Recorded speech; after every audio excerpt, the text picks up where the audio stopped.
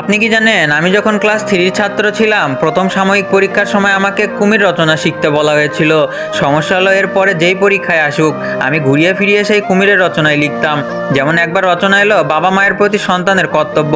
তো সেখানে আমি লিখেছিলাম, বাবা মা আমাদের জন্ম দেয়, তারা আমাদের লালন পালন করে, কুমিররাও তাই করে। জেনে রাখা ভালো যে কুমির একটি সরীসৃপ প্রাণী, এটি জলে বসবাস করে, এর চোখগুলো গোল গোল, কুমিরের পিঠ খাঁচকাটা খাঁচকাটা খাঁচকাটা। এইভাবে 10 পৃষ্ঠা শেষ করে দিলাম। এর পরের পরীক্ষায় রচনা এলো আমার প্রিয় শিক্ষক। আমি লিখলাম, আমার প্রিয় শিক্ষকের নাম মোহাম্মদ আসাদ, তার চোখগুলো গোল গোল, কুমিরের চোখগুলো গোল গোল।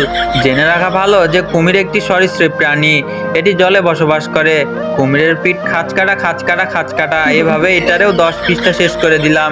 শিক্ষক দেখলেন এ তো ভারী বিপদ। শেষে তিনি অনেক ভেবেচিন্তে রচনার বিষয় ঠিক করলেন, পলাশির যুদ্ধ। আমাকে বলল, লেখ বেটা, এইবার দেখি কি করে তুই কুমিরের রচনা লিখিস। আমি তো লিখলাম, 1857 সালে পলাশির প্রান্তরে ইংরেজ এবং বাংলার শেষ স্বাধীন নবাব সিরাজউদ্দৌলার মধ্যে যুদ্ধ সংঘটিত হয়েছিল।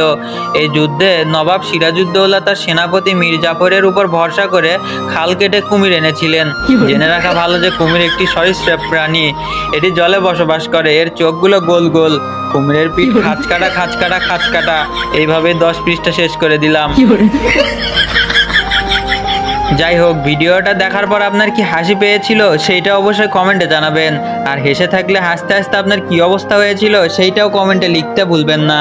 তো ভিডিওটা পুরোপুরি দেখে থাকলে ভিডিওতে একটা লাইক করে দিবেন, আর চ্যানেলে নতুন এসে থাকলে চ্যানেলটাকে সাবস্ক্রাইব করে দিবেন। তো দেখা হচ্ছে পরবর্তী ভিডিওতে। আল্লাহ হাফেজ।